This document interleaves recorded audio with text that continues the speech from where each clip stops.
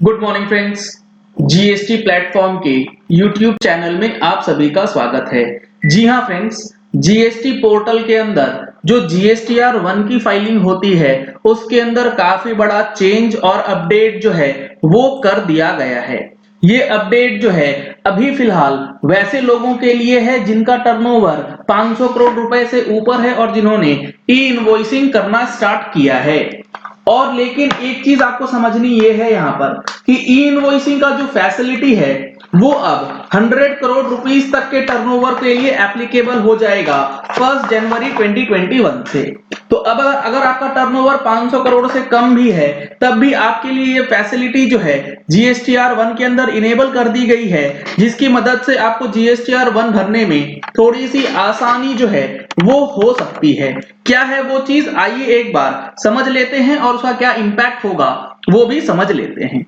ये मैंने ओपन करा है 2021 का अक्टूबर महीने का जीएसटीआर 1। इसके अंदर जब आप प्रिपेयर ऑनलाइन में जाएंगे तो आपको यहां पर दिखेगा ई इनवॉइस एडवाइजरी। जी हाँ फ्रेंड्स, अगर आपने इनवॉइस रेज किया है और इनवॉइस रेज करने के लिए आपने इलेक्ट्रॉनिक इनवॉइस का मेथड जो है वो यूज कर लिया है तो आपको अब जीएसटीआर 1 में जो डेटा अपलोड करना पड़ता है उसमें दोबारा से एंट्री करने की जरूरत नहीं होगी। आपने जैसे ही ई इनवॉइस जनरेट किया है आईआरएन पोर्टल पे, आईआरपी पोर्टल पे, वो ऑटोमेटिकली आपके जीएसटीआर 1 में ऑटो पॉपुलेट हो जाता है।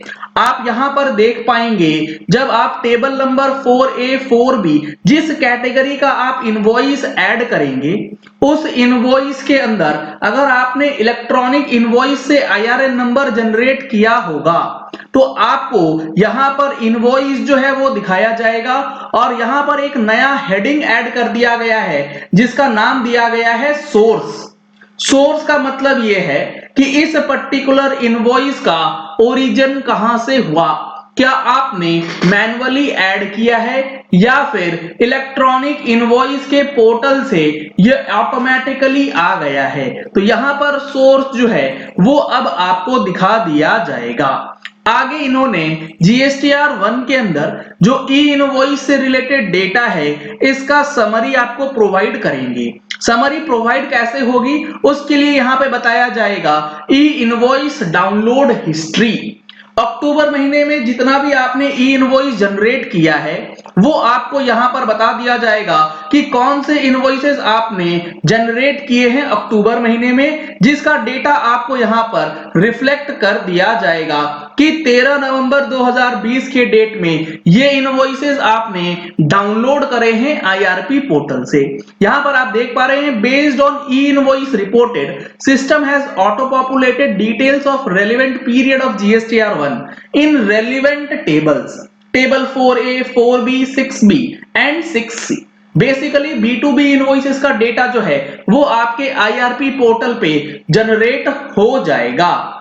इन रिस्पेक्ट ऑफ टेबल 7 यानी कि B2C सप्लाईज जो होंगी उसके लिए आपको यहां बताया जाएगा no records have been auto populated, you are required to add this details in GSTR 1। क्योंकि B2C के केस में जो आपका डेटा है वो ऑटो पॉपुलेशन नहीं हुआ है इसीलिए आपको मैन्युअली ऐड करने के लिए कहा जा रहा है। साथ ही साथ आपको यहां पर एक ऑप्शन ये भी दिया गया है कि download details from e invoices. जितने ई इनवॉइसेस आपने एक महीने के अंदर बनाए हैं वो डेटा आपको अवेलेबल हो जाएगा डाउनलोड के लिए आप जैसे ही इस बटन पे क्लिक करेंगे और कुछ समय के बाद आपके पास ये ई इनवॉइस डाउनलोड हिस्ट्री जो है वो जनरेट हो जाएगी और इसके बेसिस पे आप ये चेक कर सकते हैं कि एक महीने में कितना इनवॉइस आपने टोटल में बनाया है और कितना इनवॉइस इलेक्ट्रॉनिकली जनरेट हुआ है। बाकी के इनवॉइसेस को आप यहां पर अपलोड करेंगे। अभी हम लोग देखेंगे इससे रिलेटेड जो एडवाइजरी है इसके अंदर कुछ इंपॉर्टेंट बातें इन्होंने बताई है।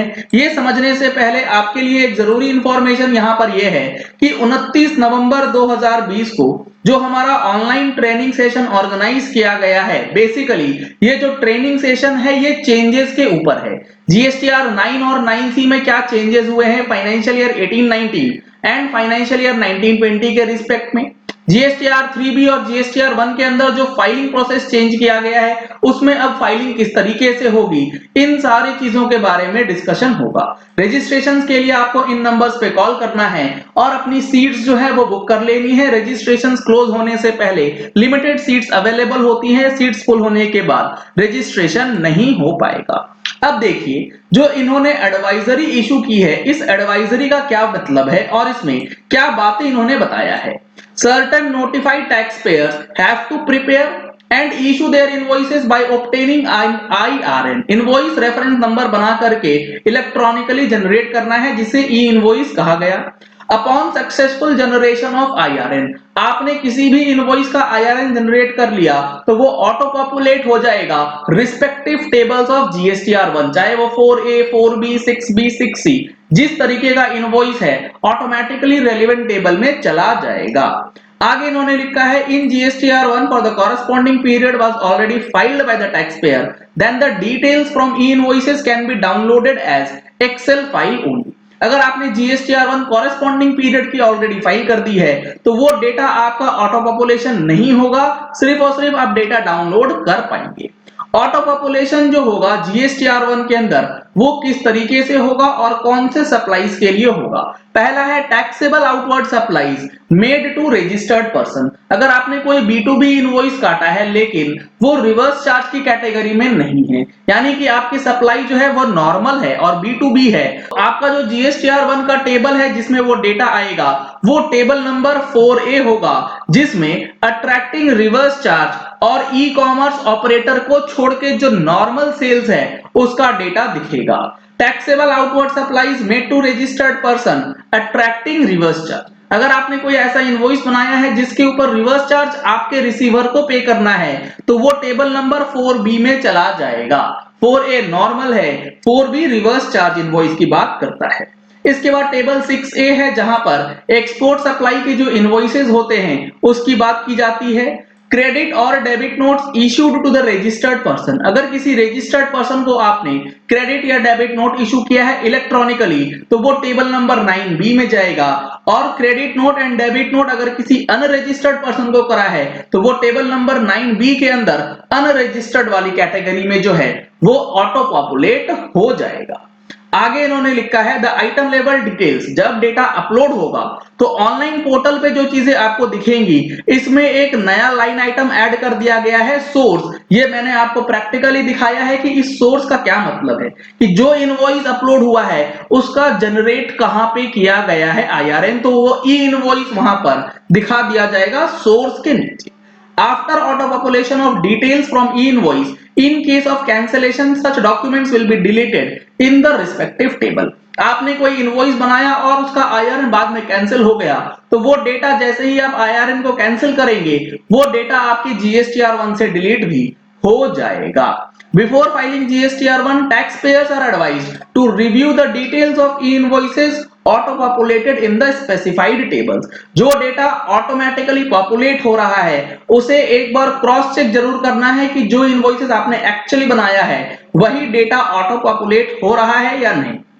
अगर नहीं होगा तो आप उसे एडिट भी कर सकते हैं, उसमें कोई परेशानी आपको नहीं आएगी, वो बिल्कुल ऑप्शनल है, आप उसे जब चाहें वो एडिट कर लेंगे। The Excel file downloaded from GSTR1 dashboard will have the details of all the e-invoices received from IRP including the cancelled invoice। जो ये मैंने आपको दिखाया है यहाँ पर जो फैसिलिटी दी गई है e-invoice डाउनलोड हिस्ट्री, इसको जब आप डाउनलोड करेंगे तो जितने भी इनवॉइसेस IRP पोर्टल से निकल के आएंगे इंक्लूडिंग कैंसल्ड इनवॉइसेस, सारा डिटेल्स आपको इस पर्टिकुलर लिंक से निकल के आएगा। Following additional information relating to such invoices will also be available, यानी कि जो ई इनवॉइसेस से रिलेटेड कुछ एडिशनल डिटेल्स है वो भी आपको यहाँ पर देखने को मिलेंगी, जैसे कि IRN नंबर हो गया, डेट ऑफ IRN हो गया, ई इनवॉइस का स्टेटस क्या है। जो एक्सेल फाइल आएगी उसमें ये डिटेल्स आपके सामने अवेलेबल होगा। Date of auto population or deletion will be the date